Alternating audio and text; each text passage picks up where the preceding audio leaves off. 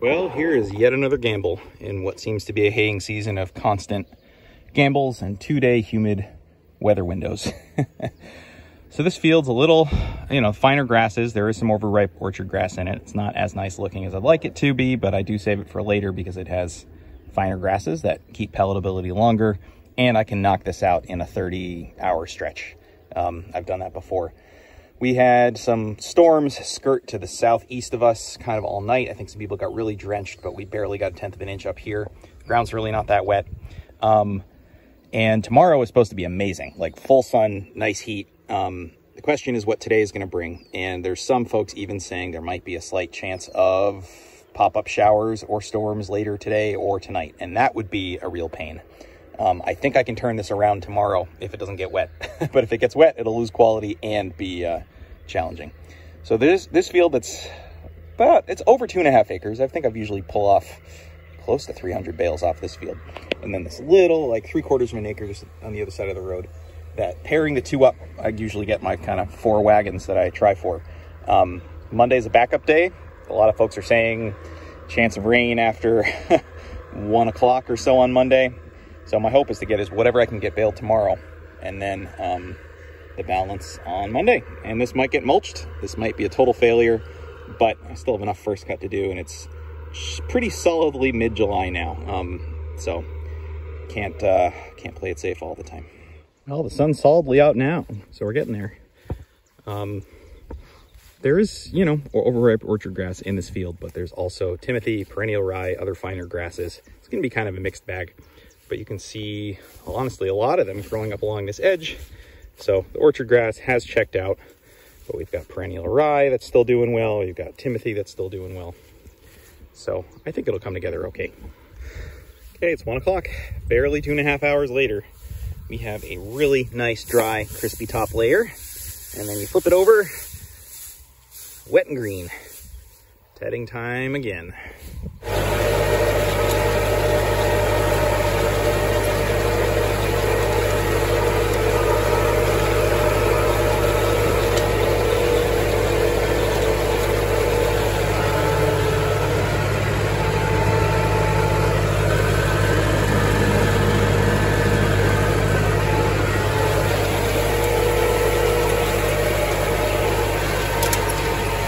It's making progress. There's a lot of brown in this field. I didn't actually get second cut on this last year, so that might be part of it. So we'll see. I might just discount this batch over here if I even get it. But right now we've still got dueling forecasts. Weather channel filtered through Weather Underground is still saying a 15% chance of rain for the rest of the day and tonight. And weather.gov is saying a 60% chance of showers and storms early evening. So who the heck knows? Well, the forecast still can't agree, but there's nothing on the radar. There's so much dry matter in this, which I'm a little disappointed at. This reminds me of when I did it in August last year. That I think it's a little premature, but just about ready to rake. So I'm going to put it in windrows, and that way if the rain does come, half as much rain hits the hay, and it'd be easier to dry the ground back out tomorrow. Don't know if it'll mulch it, but yeah, I think that's the plan.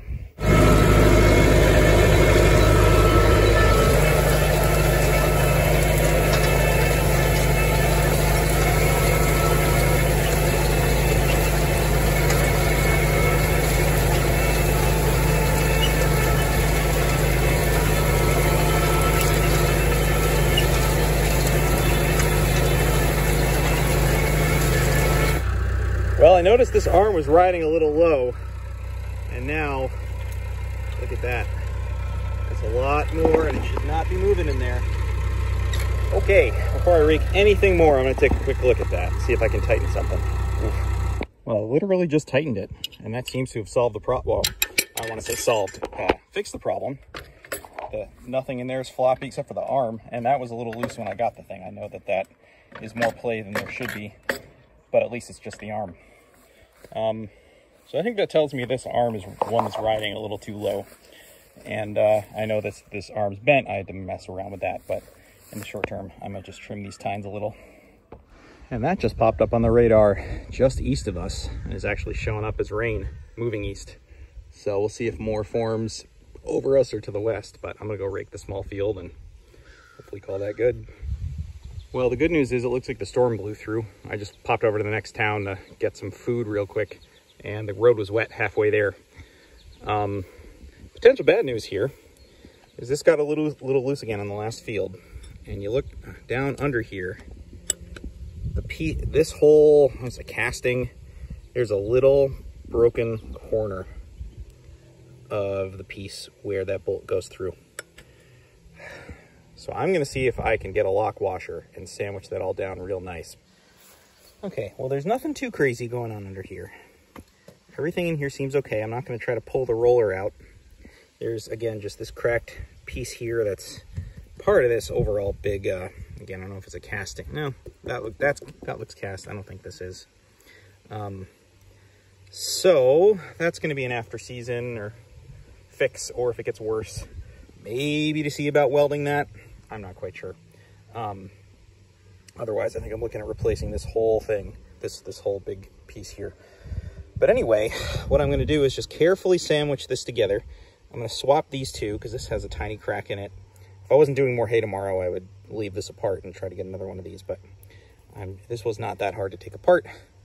And then the only other thing I'm going to do is add lock washers to these bolts that go all the way down through it, because at least one of them, the lock nut, was pretty easy to turn. So I think that's what was loosening back up again.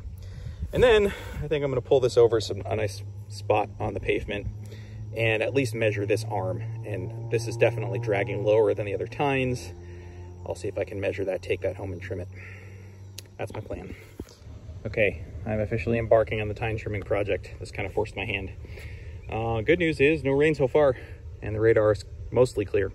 So with any luck, maybe I stood vigil here and chased the clouds away.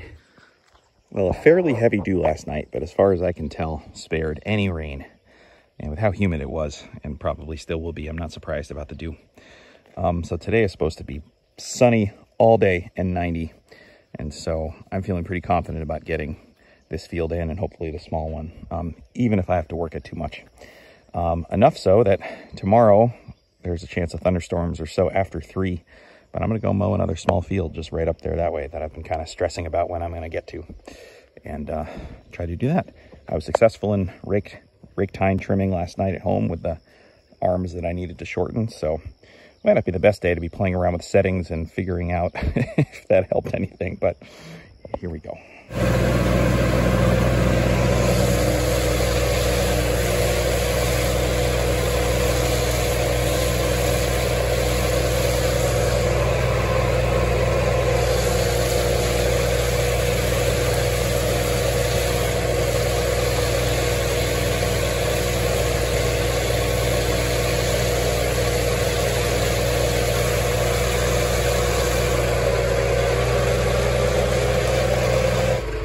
Well, I got this knocked down in maybe 20-25 minutes. That's exactly why I got this mower. Both to be able to mow more, but also just to be able to zip off, mow something quick, hop back to it. I'm meeting a hay customer up at a barn in about half an hour, so I'm just going to TED this out real quick and start the dry down as fast as I can. Today should be an amazing drying day. The question is what tomorrow will be like.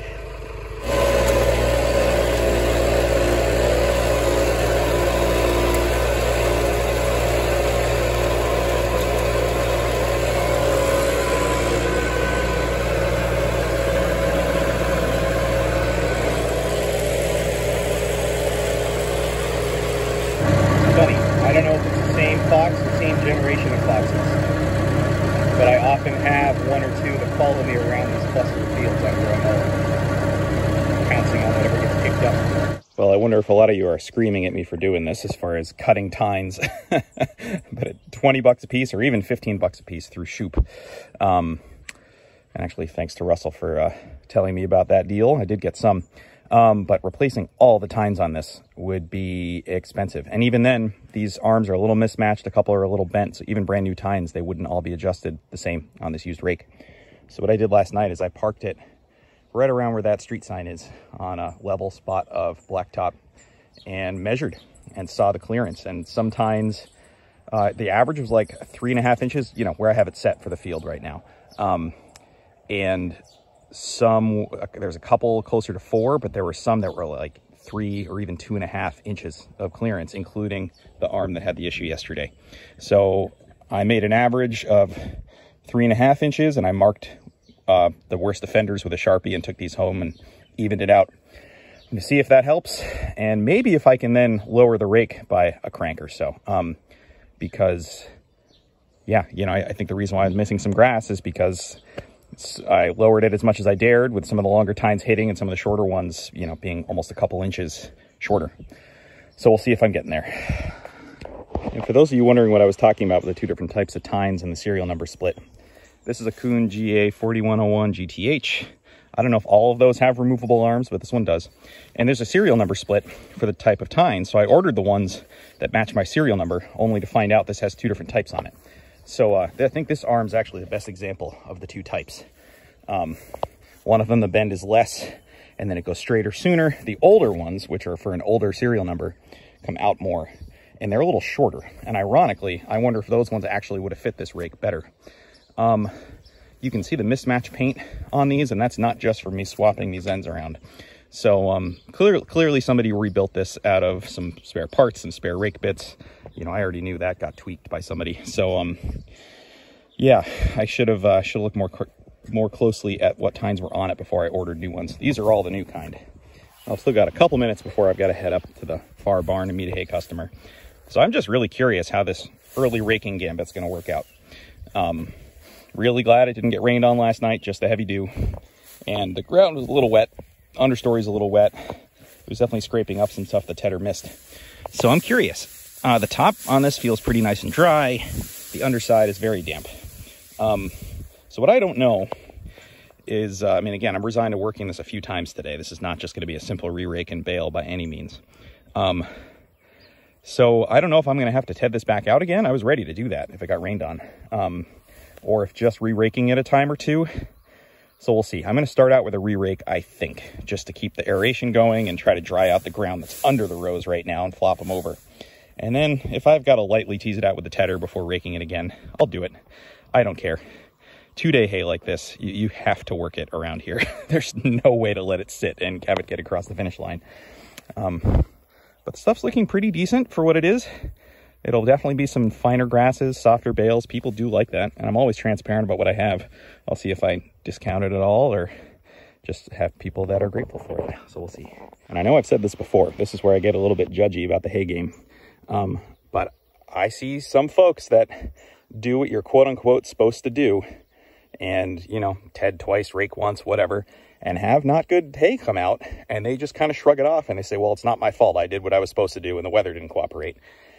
And I'll always say there's a big difference between doing everything quote unquote right and doing everything you can to get the best stuff possible. So that's my soapbox. Well, I'll tell you what, none of this is good. Oh no. Well, caught that quickly. Well, that could have been a million times worse. I haven't fired anything up. Look how hot it got. I cooked to this. That happened in about half a second. I got the PTO shut off real fast. But the CV joint everything seems fine. And I took off the mount for the hydraulic hose down there. I'm going to try this carefully, but have it suspended the heck away from that PTO shaft since I don't have the shield on it. And yeah, okay. You keep calm, you figure out what's wrong, you fix it, and you move on.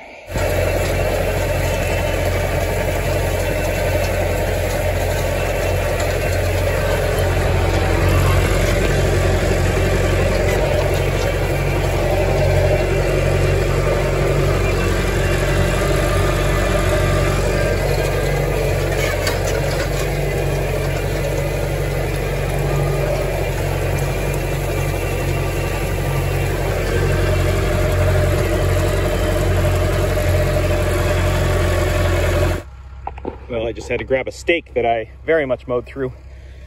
And I don't know about this experiment of re-raking. First thing, there's a lot of green in this. And you know, I flipped the tarp up thinking it would make a much looser, more aerated windrow, but some of this is getting kind of twisted and wound up. I think because it's tackier than usual. I'm probably gonna be tedding this back out after I go ted that other small field again. This is just too much hay to experiment with and shrug at if I don't get it through the baler today. 3 hours later and this dried a ton. There's going to be a lot of wet and green under it, so tedding it again, and I'll probably have my dad ted it again mid-afternoon. We'll see. Man, this is really on a knife's edge, but I think I'm about to go the overly cautious route.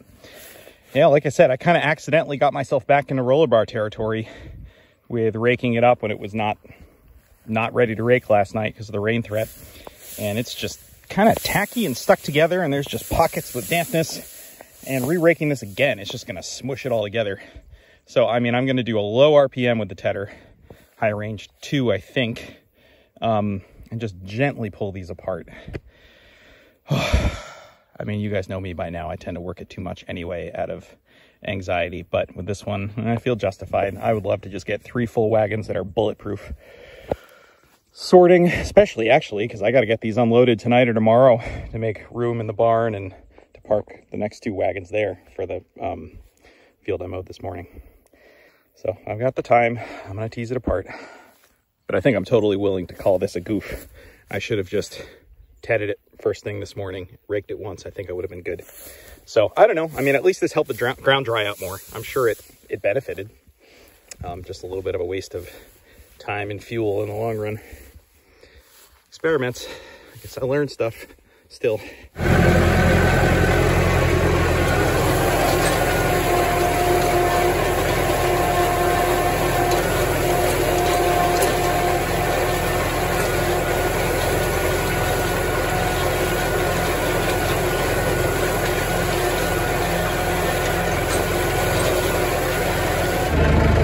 Well, I'll tell you what, that took 20 minutes. I saw some green come up, and who knows, that could make the difference between starting baling at 3 versus 4, which there's a lot of benefits for that too. So I know I'm rationalizing, but there's so much hay there, and that was pretty tough. Well, I'll rake back up. This stuff's looking pretty ready to me. Nice and thoroughly dried, maybe with the exception of the back corner. So I'm gonna go ted the field I mowed this morning for the final time of the day, go grab the baler. I'm going to start up on that small field to make a nice landing to park stuff.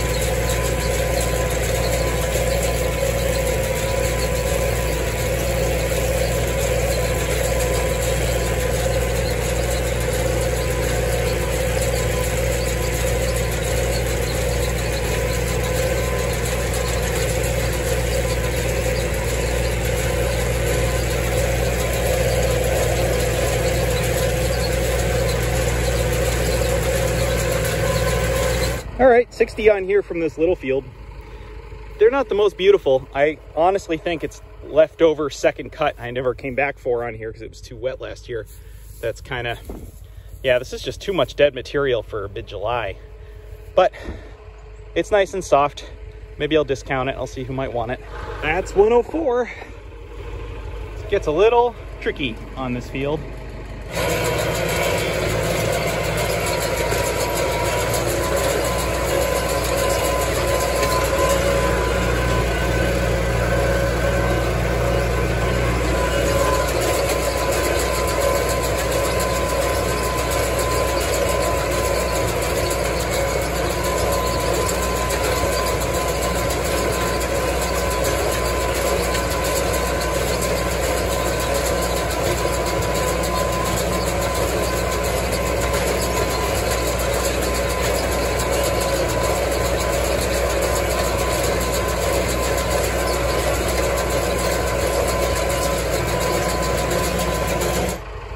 On here, so I think what's left here can fit on a wagon. I'll probably stack the bottom again, but that's how geometry works. It looks like more than it is.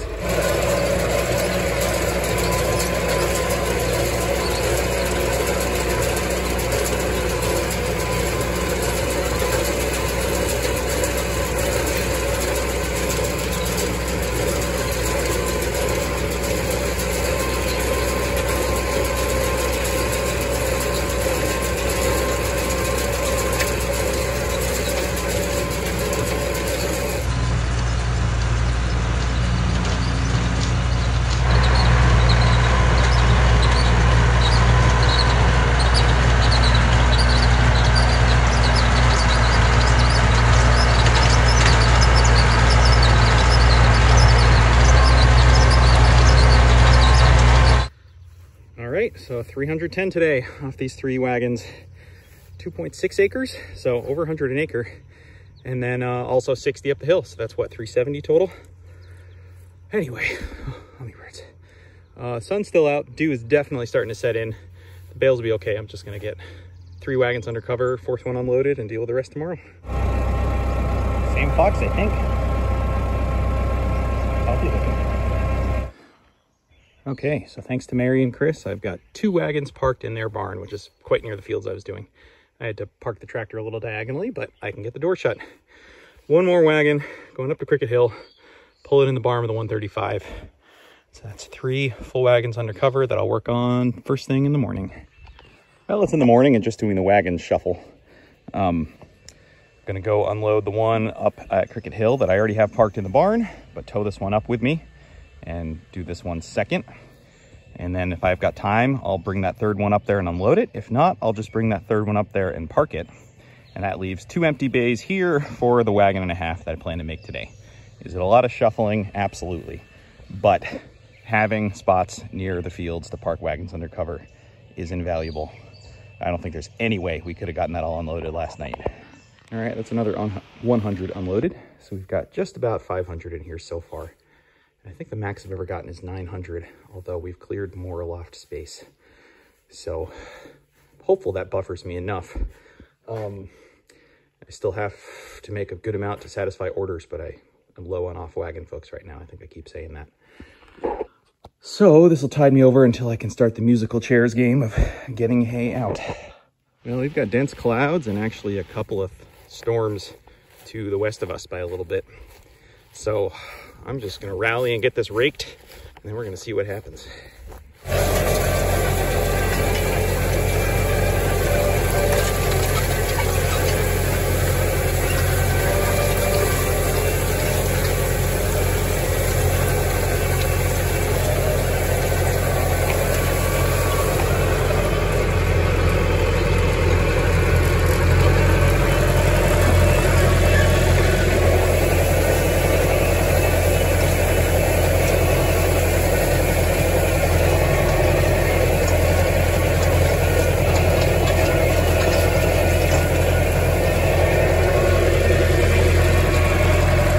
Boy, are we in some humid soup. The radar is petering out. It looks like it's on the radar, almost hitting us, but I'm not really seeing anything building other than this dense cloud deck. Stuff seems cured plenty, but it's just humid and it feels a little damp and tacky. So I'm gonna have some lunch, bring the baler over, and see if we get any rain showers or anything, or if maybe the sun opens up a little behind it. I might flop these windrows over again, just to try and get the best dry down possible. On these humid days, stuff touching the ground gets pretty damp pretty quick. So if I flop these over right before baling, that should help. Plus, as much as I'm getting the rake a little more dialed in with those trim tines, I'm still missing stuff on the first raking. And slowing down to high 1 helps, but it doesn't solve the problem. So I kept this on high 2 just to keep moving. But on the re-rake, it really cleans it up. So I bet there's, oh, tiny, tiny spitting raindrops right now. Okay. We're gonna see what this turns into. I will say though, I'm feeling a lot calmer at the prospects of 100 bales of mulch compared to the 370 we got in yesterday. You know, mulch is taking a loss of about half of the income, or a little less. I think there's a lot of mulch around right now, so I might be looking at $3 a bale to try to move it as opposed to 7. But the other problem with mulch is that unless you can get a contractor, you're looking at people that want 2 to maybe 10 bales at a time if you're lucky. And a lot of folks, this being Massachusetts, you know, I am an environmental forward person, but some of these construction projects won't use mulch hay. They have to use straw, and that gets a little absurd. So you can't even just say, oh, sell it to the road construction folks. Nope, only straw. So I really make a habit of not making mulch and sitting on several hundred bales. Yeah, that stresses me out. So 100, I can deal with that if that's what happens. Well, we got about 5 minutes of, I would call it the bare minimum of what one might consider raining. Yeah, tiny bit of raindrops in the windshield, and now the sun's back out and it's hot. The tarp on my baler was just scalding to the touch. And the tops of these windrows are nice and crispy. So I'm just gonna flip these over, And then see about baling. There's nothing on the radar to the west, but things will form randomly this sort of weather pattern. So I'm not going to dilly-dally on this. I think if I can get the darn humidity out of it, we'll be good to go. Well, it's a little after 1 o'clock and it's humid again with no sun. I'm going to give this a whirl. I backed off 4 cranks on the baler from yesterday, different grass type. It feels nice and dry and cured to the touch. So I'm going to see if it's borderline or not. Well, that first lap around the field, kicking in a few windrows, 12 to 14% most of the time. Couple of blips higher than that. I'm going to back off another crank. I'm okay if these bales are a little on the looser side. I can always give somebody an extra bale or two to make up for it, but allow them to breathe. But this stuff is cured completely. So there shouldn't be any sweat. This should be whatever we get here is the moisture that's in the bale. So anyway, I'm going to go for it.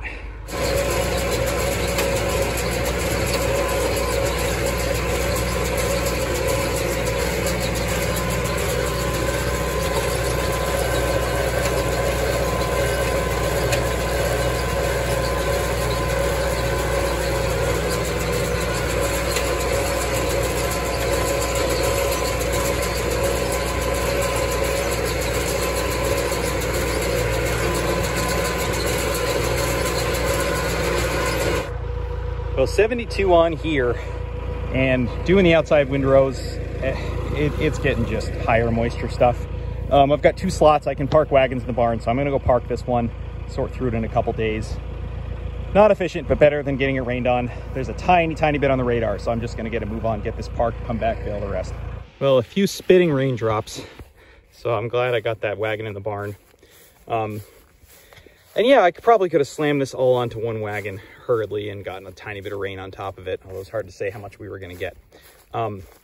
But since this is a newer arrangement, parking wagons in Mary and Chris's barn, I just don't want to bury some 20+% moisture bales in a big wagon that I can't unload for a few days, just on principle. If it was my barn, I could be a lot more cavalier.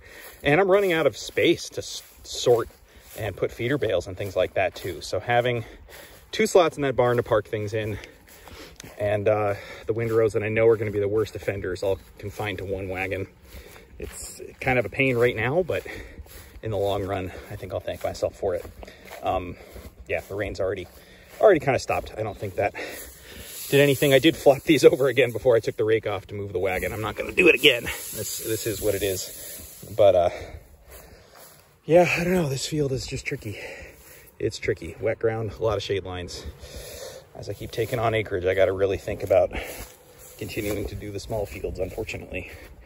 I've done this field my whole haying career, though, so it's hard to think about changing that up.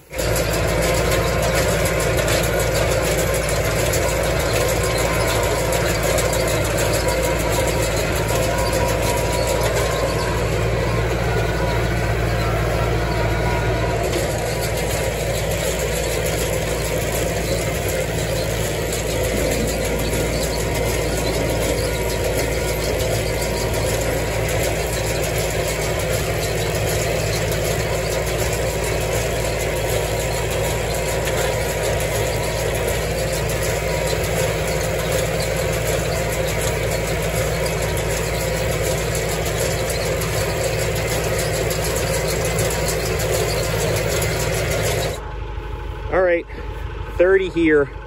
So we've got 102 for the field. It's about 1.25 acres, but that top is always thin and it can be a little hard to see the footprint. That bush has really come in quite a bit. So I'm gonna have to sort through a bunch of these. I did thrower sorting where I get into high moisture areas, kick out a bale, back the speed off and try to throw the heavy ones up front.